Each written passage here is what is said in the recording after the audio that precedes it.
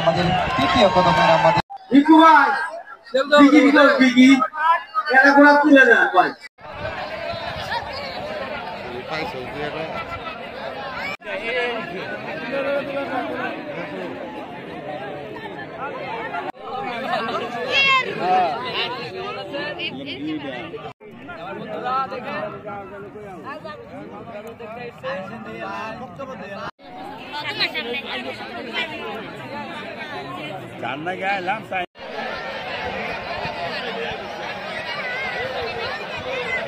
পুরস্কার টেলিভিশন কদম দৌড় দ্বিতীয় সংগঠক রয়েছেন যারা পুরস্কার নামে প্রতারণা করেন। আমরা প্রতারণা করি নাই। আমার প্রথম বাজি হামিদুল আজম চক্কর জামালপুর একটা শেষ হোক।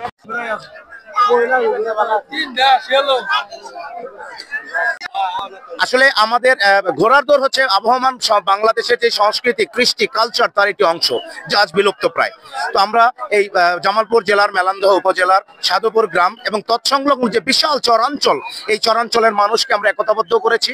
লক্ষ লক্ষ মানুষকে আমরা এক জায়গায় এনেছি এই ঘোড়ার দৌড়কে সামনে রেখে।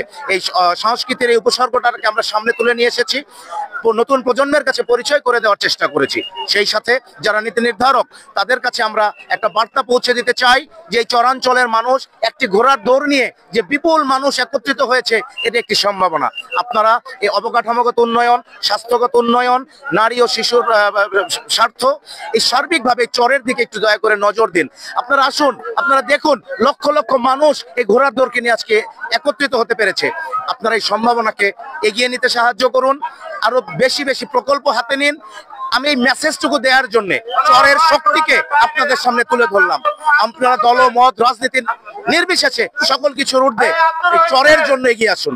এই চরকে দেখুন, চরকে জানুন, চরে ইনভেস্ট করুন। এই চর উর্বর জমিতে সোনা ফলানো সম্ভব। তো এই একটি মেসেজ দেওয়ার জন্য একটি উপলক্ষ হিসেবে আমরা এই ঘোড় দৌড়টাকে আয়োজন করেছি। ধন্যবাদ।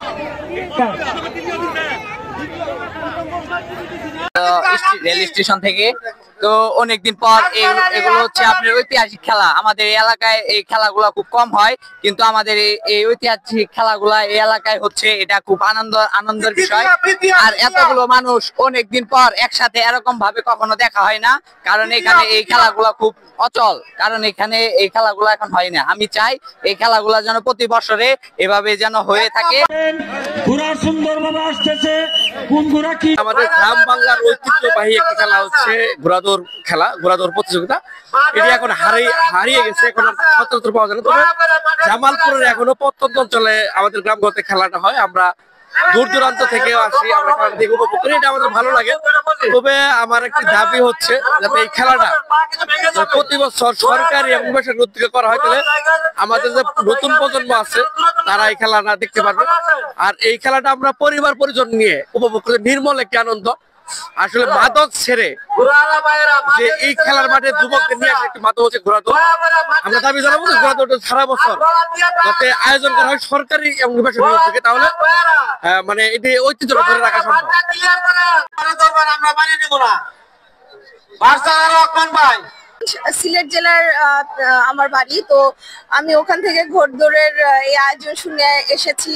আর আসল কথা, মূল কথা, আমি এখানে একজন উদ্ভাবকও। তো এই জিনিসটা আমরা সুন্দর করার জন্য, বা আমরা যা ছোটবেলায় দেখেছি ঘোড়ার দৌড়, তারপর হচ্ছে ষাঁড়ের লড়াই, আমাদের অনেক generation থেকে তো ওদেরকে দেখানোর জন্য, ওদেরকে জানানোর জন্যই মূলত এই আয়োজনটা করা।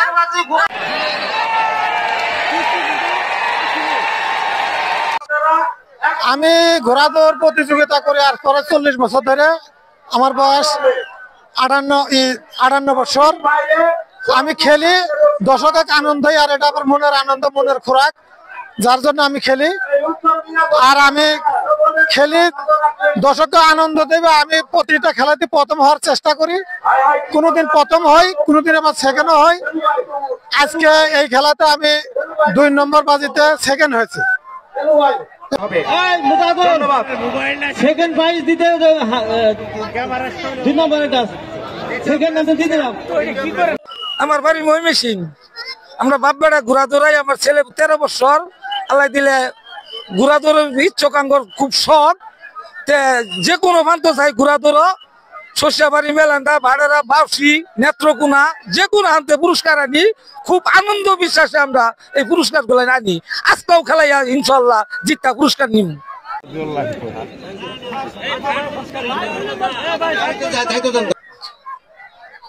আসলে ঘোড়দৌড় হচ্ছে এটা আমাদের আবহমান গ্রাম বাংলার একটা ঐতিহ্যবাহী খেলা। এই খেলাটা ক্রমান্বয়ে আমাদের থেকে হারিয়ে যাচ্ছে। এখন যেহেতু মেলান্ত উপজেলার সাধুপুর গ্রাম অঞ্চলের কিছু উৎসাহী এবং ভালো লোকগুলা এই খেলার আয়োজন করেছে, তাদেরকে ধন্যবাদ জ্ঞাপন করি। পাশাপাশি অনেক লোকের সমাগম হয়েছে এই খেলায়। আমরা এসে কিন্তু অত্যন্ত চমৎকার ভাবে এই খেলাটা উপভোগ করতে পারছি।